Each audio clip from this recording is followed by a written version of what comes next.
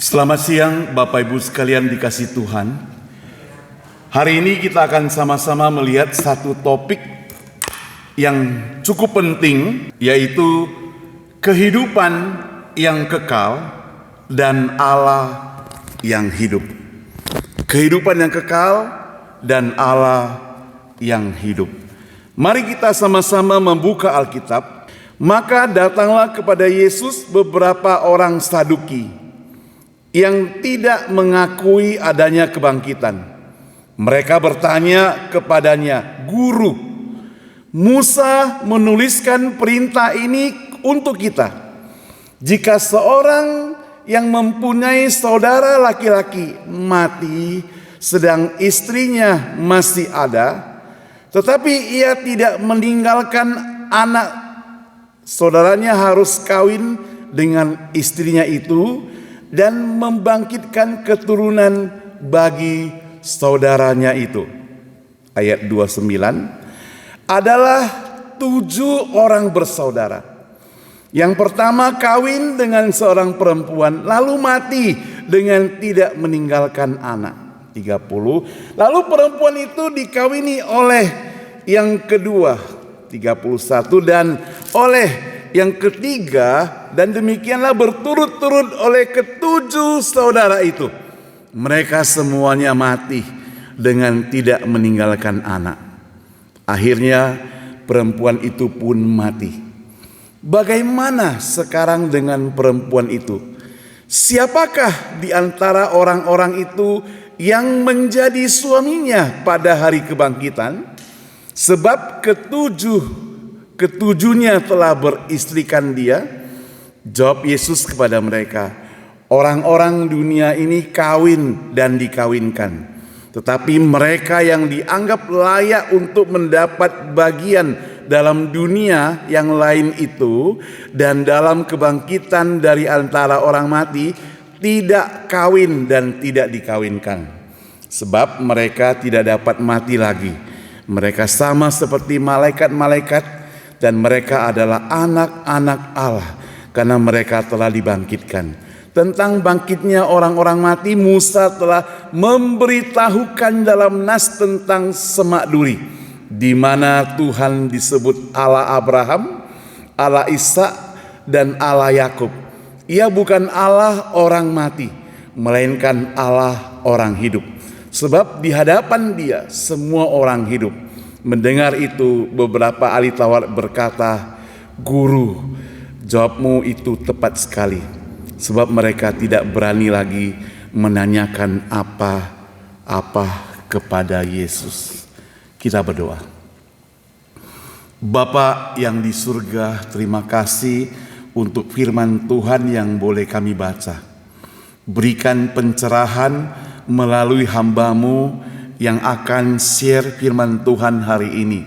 Berikan hikmat yang daripada Tuhan, supaya apa yang dipelajari boleh jadi berkat bagi kami semua. Di dalam nama Tuhan Yesus kami berdoa. Amin. Bapak Ibu sekalian, minggu lalu kita mempelajari sekelompok orang Farisi dan juga pemungut cukai. Hari ini muncul lagi yang disebut dengan orang Saduki. Jadi orang Farisi dan orang Saduki itu bertolak belakang. Siapa orang Saduki itu? Apa latar belakang orang Saduki?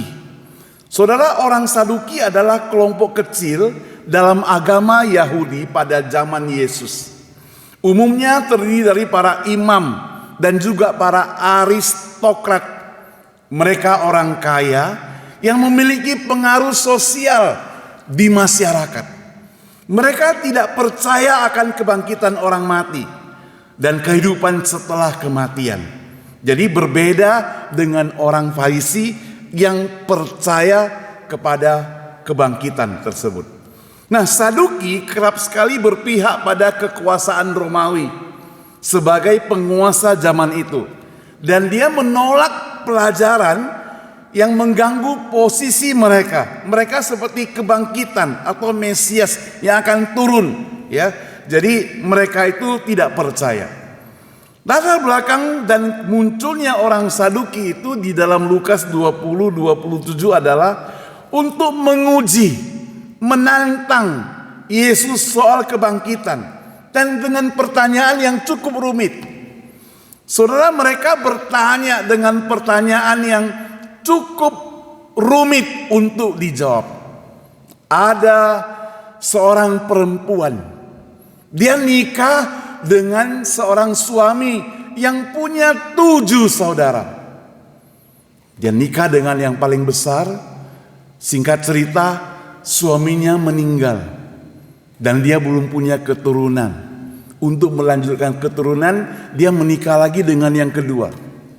Demikian seterusnya, dikatakan meninggal sampai yang terakhir juga meninggal.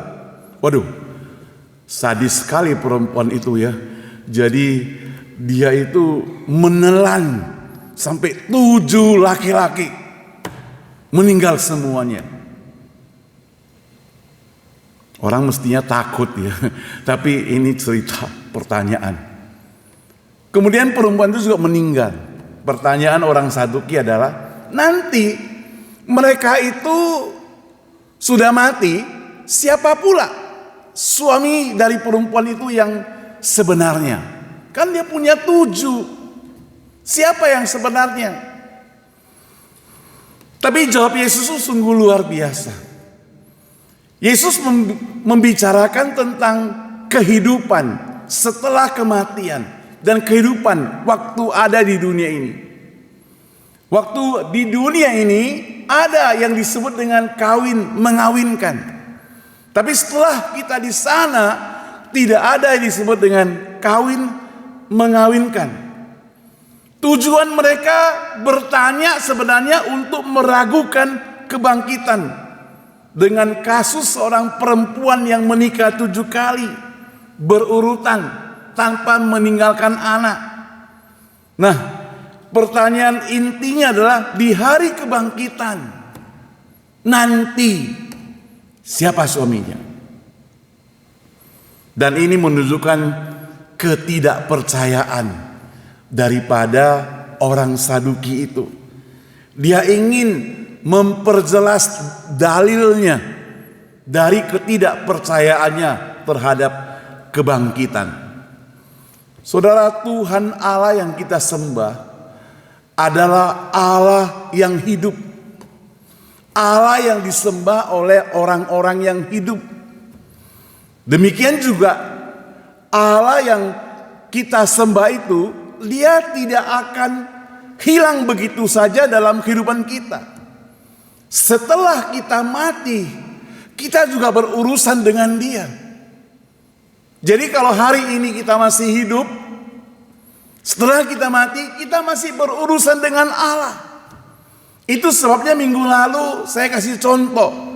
Kalau saudara hari ini berdiri di sebuah layar lebar, dan waktu itu saudara sudah dipanggil oleh Tuhan, Yesus bertanya, mengapa saya harus mengizinkan engkau masuk dalam surga? Karena terbuka semua perbuatanmu dari lahir sampai hari ini.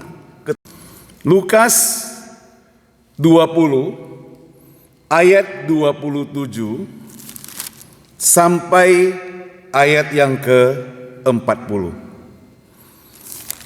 Perhatikan Alkitab kita ya. Ketika engkau dipanggil. Jadi Tuhan yang kita sembah itu bukan, oh kalau saya sudah meninggal sudah beres, tidak. Justru kita sudah meninggal, di situ Tuhan ada. Dia sedang ada di hadapan kita. Kita bertemu dengan dia. Saudara yang dikasih oleh Tuhan, ada 3 hal yang kita perlu melihat di sini. Pertama, di dalam ayat 34, kalau kita perhatikan Alkitab yang tadi kita baca dan sampai ayat 36, di situ berbicara tentang kebangkitan anak-anak Allah. Jadi orang-orang yang dibangkitkan tidak menikah lagi seperti di dunia ini, melainkan hidup kekal seperti malaikat dan menjadi anak Allah. Nah, yang menjadi masalah adalah untuk mencapai hidup yang kekal itu bersama-sama dengan Allah itu. Bagaimana caranya? Itu berarti pada waktu kita masih hidup, di dalam kehidupan kita itu sudah mesti mempersiapkan segalanya supaya sampai saatnya kita tetap berada dalam posisi yang ada. Posisi bersama dengan Tuhan Yesus. Bagaimana persiapannya? Artinya selama kita hidup, kita taat pada firman Tuhan. Selama kita hidup, kita mau terima Dia sebagai juru selamat. Selama kita hidup, kita mau mengakui Dia adalah Tuhan. Selama kita hidup, kita tidak melanggar perintahnya. Selama kita hidup, kita mau patuh kepada janjinya, kepada perintahnya dan sebagainya. Saudara, itu persiapan kita. Jadi orang dibangkitkan tidak menikah seperti di dunia, melainkan hidup kekal seperti malaikat yang menjadi anak Allah. Orang yang gak percaya kepada Tuhan Yesus pun punya hidup yang kekal, tapi di neraka, tidak bersama dengan Tuhan Yesus. Firman Tuhan mencatat di situ ada api yang membara, yang membakar. Di situ ada penderitaan yang tidak habis-habisnya, yang kekal. Makanya dikatakan waktu kita nyanyi sebagai anak-anak sekolah minggu, di dalam dunia ada dua jalan. Jalan yang sempit, jalan yang lebar, begitu ya. Yang sempit itu mungkin menderita, tapi ada keselamatan. Tapi yang lebar, mungkin kita senang pada saat ini, tapi menuju kepada neraka api. Maka sebagai orang percaya, prinsip bersakit-sakit dahulu, bersenang-senang kemudian, itu berlaku. Waktu kita hidup, kita mungkin menderita, ada kesulitan, ada masalah, tapi tidak boleh mundur. Firman Tuhan selalu mengajarkan kepada kita orang percaya, waktu kita ada kesulitan, kita bukan mundur, bukan menolak, bukan menghindar, tapi minta kepada Tuhan supaya memberikan pada kita kekuatan menghadapi. Waktu Musa mengutus 12 orang memata-matai kota Kanaan sebelum mereka masuk ke sana. Ada 10 orang pulang membawa laporan yang tidak menyenangkan. Di situ ada raksasa, sangat mengerikan, sangat membahayakan. Kita tidak bakal menang dan sebagainya dan sebagainya.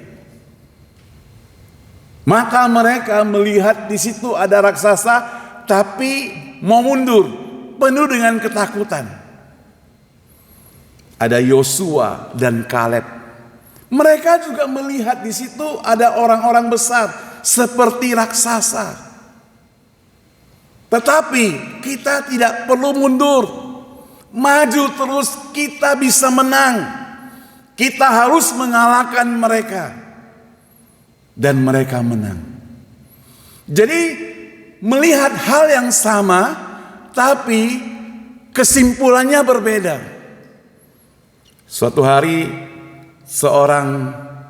ada 2 orang salesman, dia menjual sepatu. Mereka berdua itu dikirim ke Afrika untuk memasarkan sepatu. Yang satu pergi ke sana, dia berikan laporan kepada pimpinan yang ada di pusat. Dia bilang, gawat, kita salah datang ke tempat ini. Orang di sini gak pakai sepatu semua, telanjang kaki ayam. Mereka gak pakai sepatu. Gak mungkin kita bisa jual sepatu. Gak akan laku. Tapi satu lagi dia melaporkan, bos, ya syukur. Karena saya dikirim ke sini, orang di sini semuanya ternyata tidak pakai sepatu. Sepatu yang kita jual pasti akan laku. Sama-sama melihat masalah yang sama, tapi dua orang ini mengambil keputusan yang berbeda. Yang pertama, dia sudah mulai dengan putus asa. Yang kedua, dia mulai dengan satu komitmen, satu confidence untuk maju terus. Saudara yang dikasih oleh Tuhan, orang-orang Saduki, mereka itu mulai dengan konsep tidak percaya. Tidak percaya akan kebangkitan. Tidak percaya akan kebangkitan. Kalau ada konsep yang tidak percaya, berarti sudah ada hal-hal yang negatif. Karena mereka memang mau melawan dan tidak percaya. Yang kedua, di ayat ke-37 sampai 38. Allah bukan Allah orang mati. Saudara, Allah adalah Allah orang hidup. Karena di hadapannya semua orang hidup, bahkan yang sudah mati secara jasmani. Jadi Allah yang kita sembah justru juga merupakan Allah yang hidup, bukan Allah yang mati. Benar, Yesus pernah mati di atas kayu salib, tapi pada hari ketiga dia bangkit dari orang mati. Dia naik ke surga. Jadi kita menyembah kepada yang hidup, bukan kepada yang mati. Kalau yang mati, dia tidak ada gunanya. Punya mata, tidak bisa melihat. Punya tangan, tidak bisa merasakan. Gerak mungkin bisa zaman sekarang. Di China katanya ada diciptakan boneka-boneka yang bisa bergerak, bisa berbicara. Tapi yang mereka tidak bisa ciptakan adalah punya perasaan, punya pikiran. Semuanya dikendalikan oleh manusia, bukan? Jadi sehebat-hebatnya manusia menciptakan, tetap dia akan kendalikan. Tangannya akan dikendalikan. Pikirannya akan dikendalikan. Nah saudara, kalau kita perhatikan, Allah adalah Allah orang hidup. Karena Allah sendiri juga hidup.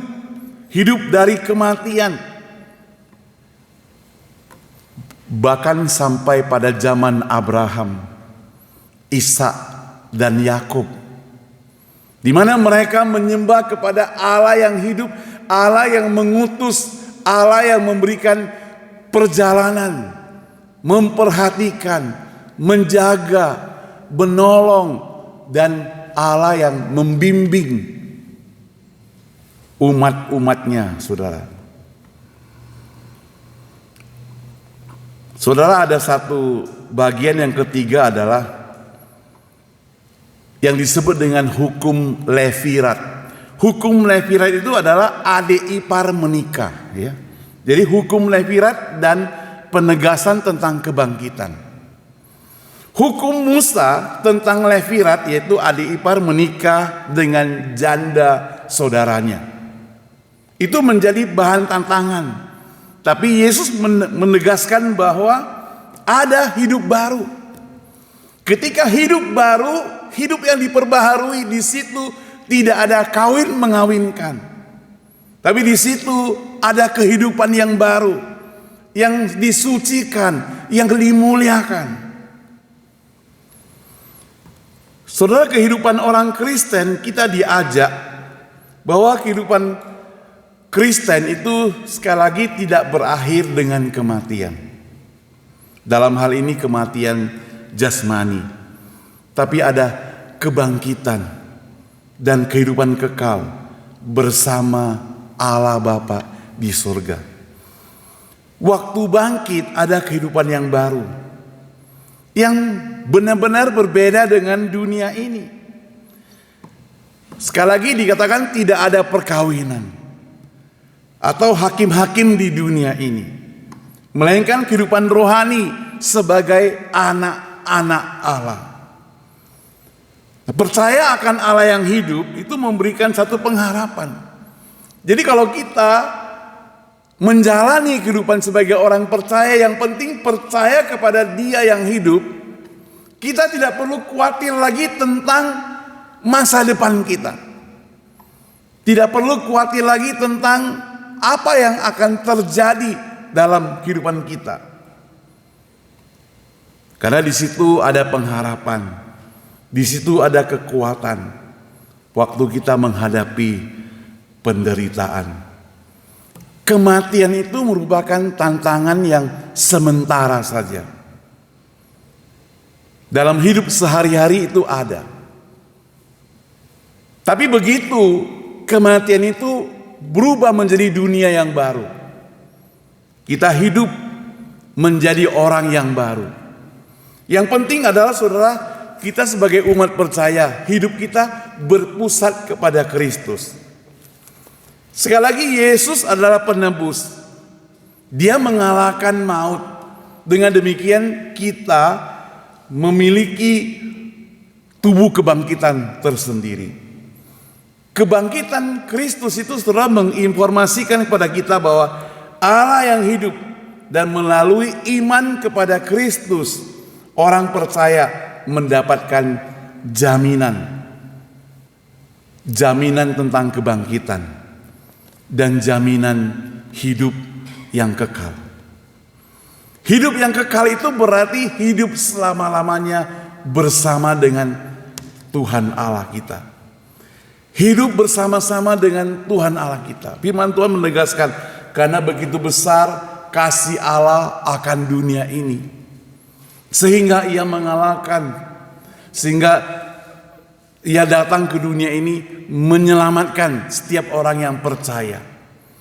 Bahkan orang yang percaya kepada Dia tidak akan binasa, dan mereka akan beroleh keselamatan ataupun hidup yang kekal.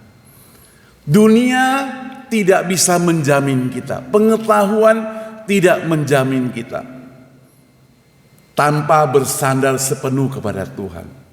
Kemarin sore malam lah saya mendengar khotbah yang disampaikan oleh seorang pendeta dari Kanada. Sekarang dia melayani sebagai misionaris ke Filipina. Dia orang pintar. Dia seorang dokter awalnya. Dia tahu semuanya. Kerja sama pemerintah Kanada, diangkat menjadi seorang ahli untuk menyelidiki masalah kesehatan, memiliki tentang penyakit kanker dihubungkan dengan nuklir dan sebagainya. Saya gak gitu jelas tentang ilmu kedokteran, tapi dia pintar sekali, dia hebat sekali. Jadi umur 35 dia sudah mendapatkan gelar doktor, dan dia sudah pimpin membuka usaha menciptakan teknologi canggih untuk menyelidiki penyakit-penyakit, dan itu dipakai oleh seluruh dunia.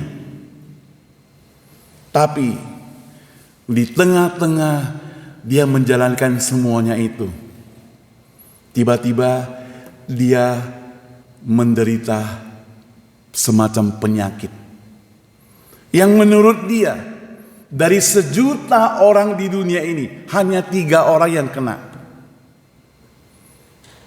Akhirnya dia harus mendekam di rumah sakit. Dari penyakitnya itu dia harus transfusi darah. Setiap darah yang masuk keluar lagi, darah yang masuk keluar lagi. Dia pikir hidup ini sudah tidak ada artinya. Hidup ini sudah tidak ada gunanya. Pengetahuan tinggi, uang banyak, terkenal, hebat dan sebagainya. Dia dipakai besar-besaran. Tapi hidupnya sekarang seperti itu. Dia mengalami sakit yang sangat menderita. Dia bilang ketika waktu dirawat di rumah sakit, di lantai 5 rumah sakit itu, tiba-tiba rumah sakit itu terbakar. Dari bawah apinya lantai 4 terbakar. Orang semua berhamburan lari. Orang-orang di sekitarnya sudah diselamatkan oleh para suster, tapi dia tetap di situ, gak ditolong apa-apa. Karena begitu lemah, dia gak bisa pegang telepon dan sebagainya, gak bisa telepon orang, gak bisa cerit. Dia tidur di situ, baring di sana, sampai tertidur, bangun, apinya mereda. Waktu itu dia berjanji sama Tuhan, dia akan menjadi hamba Tuhan 2 tahun. Karena begitu dia bangun, penyakitnya juga sembuh. Darahnya yang mengalir itu sudah tidak mengalir lagi. Dan dia sangat bersyukur, dia berjanji mau jadi hamba Tuhan 2 tahun kontrak sama Tuhan. Dia pergi sekolah di seminari, belajar Alkitab. Dan dia melayani. Setelah 2 tahun, dia diingatkan, kamu sudah 2 tahun, sekarang kembalilah. Kita pemerintah masih membutuhkan engkau, perusahaan masih membutuhkan engkau, orang-orang yang ahli masih perlu engkau ajarin. Dia bilang tidak, saya tidak akan kembali lagi. Saya akan melayani Tuhan terus. Hari ini dia umurnya katanya hampir 80 tahun. Tetap setia melayani Tuhan. Kemarin dia khotbah berarti pagi di Indonesia, sorenya dia melanjutkan ke Filipina dalam keadaan angin topan. Belum tentu pesawat bisa turun katanya, tapi dia tetap setia melayani.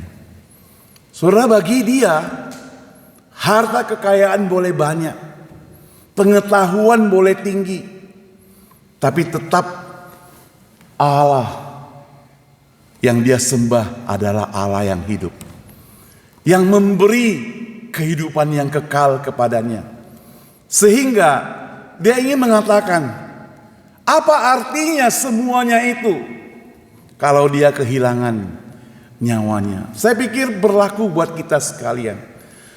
Firman Tuhan selalu mengingatkan pada kita, apa gunanya engkau memiliki segala-galanya, tapi engkau kehilangan nyawanya. Itu berarti nyawa itu lebih penting daripada segala-galanya. Memang dunia ingin mengatakan kepada kita uang itu penting. Saya juga bilang uang itu penting, karena saya juga perlu uang, kita hidup di dunia ini. Tapi uang itu dibandingkan dengan nyawa, masih nyawa lebih penting. Saudara, jangankan kita sakit keras. Waktu saya divonis kurang garam saja harus diopname di rumah sakit. Saya rasa semuanya tidak penting. Makanan gak bisa masuk. Mau penting apa? Minuman gak bisa diminum. Mau berdiri tubuh lemas, pusing kepala. Penting apa? Sepenting apa? Itu baru yang ringan-ringan. Apalagi dia menderita seperti itu, darah mengalir keluar dan sebagainya. Wah, mungkin saudara mengalami pengalaman yang lebih dahsyat daripada itu.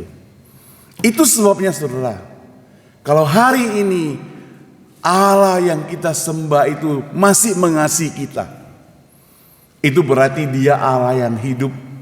Dan kita percaya dia adalah Allah yang hidup. Dan dia tidak selesai dalam kehidupan kita saja. Setelah kita dipanggil, kita masih akan berurusan dengan dia. Makanya kita tidak boleh bermain-main dengan kehidupan ini. Punya kesempatan kita mesti pakai sebaik-baiknya dalam kehidupan ini. Umur boleh tambah 1, tapi mesti harus bertambah bijaksana. Tambah setia kepada Tuhan, tambah percaya kepada dia, tambah taat pada firman Tuhan. Setiap orang, saudara, hari ini ada teman kita ulang tahun. Kita mau rayakan bersama, tambah 1. Saudara tidak merayakan ulang tahun pun tambah 1 umurmu. Jangan sembunyi daripada Tuhan. Oh, saya ini takut tua, gak mau merayakan ulang tahun. Bohong, tetap tambah 1. Iya kan? Cuma hemat saja mungkin gitu ya. Tapi tetap tambah 1 umurnya. Nanti lihat kaca, rambut mulai putih, mulai botak, keriput dan sebagainya. Tambah 2. Tapi masih boleh puji Tuhan, karena walaupun keriput, putih, rambut, mata sudah sipit dan sebagainya, gigi sudah ompong, tapi Tuhan masih berikan kehidupan. Pertanyaannya adalah, kehidupan yang diberikan oleh Tuhan Allah itu mau dipakai untuk apa? Untuk menggosip orang, untuk menghina orang lain, untuk menjatuhkan orang lain, hanya sekedar foya-foya, hanya sekedar berjalan-jalan, hanya sekedar untuk diri sendiri, hanya sekedar untuk happy-happy dan sebagainya. Tuhan tidak senang yang demikian. Dia mengajar pada kita, pergi beritakan Injil, pergi sampaikan kabar kebaikan itu, karena Allah yang engkau sembah itu adalah Allah yang hidup, bukan Allah yang mati. Allah yang hidup, dia akan hidup dalam hidup kita. Jadi hidup kita itu seakan-akan kita memperagakan seperti Tuhan Allah, sikap kita. Kalau hari ini mulut kita memuji Tuhan, tapi hati kita itu mencemooh orang, itu artinya ada konslet. Dia harus sama, mulut berkata yang baik, hati juga berkata yang baik. Mulut berkata yang baik, tangan juga harus melakukan yang baik. Waktu tangan dan mulut berkata yang baik, mata juga harus melihat yang baik. Dan dia akan melangkah menuju kepada kebaikan. Saudara yang dikasihi oleh Tuhan, waktu itu selalu berjalan. Dan dia tidak akan kembali. Dia tidak akan terulang. Kadang saudara kita waktu duduk berpikir, seandainya saya masih berumur 30 tahun misalnya. Tapi penyesalan seperti itu tidak ada gunanya. Mungkin kalau saudara dikasih umur 30 tahun, engkau akan berbuat lebih jahat lagi karena dunia sudah modern. Bersyukurlah dengan apa yang kita lewati hari ini. Karena apa saudara? Karena rancangan Tuhan tidak pernah salah dalam kehidupan kita. Amin saudara. Dia Allah yang hidup, dia tidak pernah salah dalam merancang engkau. Dulu engkau pernah berbuat salah, menderita. Dulu engkau pernah berbuat kejahatan sehingga membuat engkau susah, gagal. Dulu engkau pernah punya kebodohan seperti itu. Jangan disesali. Karena itu dalam rencana Allah. Karena itu Allah izinkan kita hidup demikian. Kalau seandainya tidak, saya tidak tahu kita mau kemana. Mungkin tidak ketemu di sini saudara. Kalau diberikan lancar-lancar saja, kita akan jadi orang yang sombong. Kita pikir kita hebat, kita pikir kita gak perlu Tuhan dan sebagainya. Bisa jadi demikian. Tapi Tuhan berikan liku-liku hidup kepada kita. Itu berarti setiap hari kita butuh bersandar kepada Dia. Setiap orang punya kesulitan tersendiri. Ada adiknya King Fu di sini ya, saudara Alwan. Dia pernah cerita, dia pernah mengalami hal-hal yang bergumul sekali ketika datang ke Amerika juga, atau waktu dia kerja di tempat lain. Sampai hari ini Tuhan tetap menolong dia. Belum lagi teman-teman yang lain punya pergumulan tersendiri. Kalau mulai dari awal kami mau datang ya ke Amerika, apply visanya saya gak diterima saudara, gagal 1 kali. Itu yang pertama.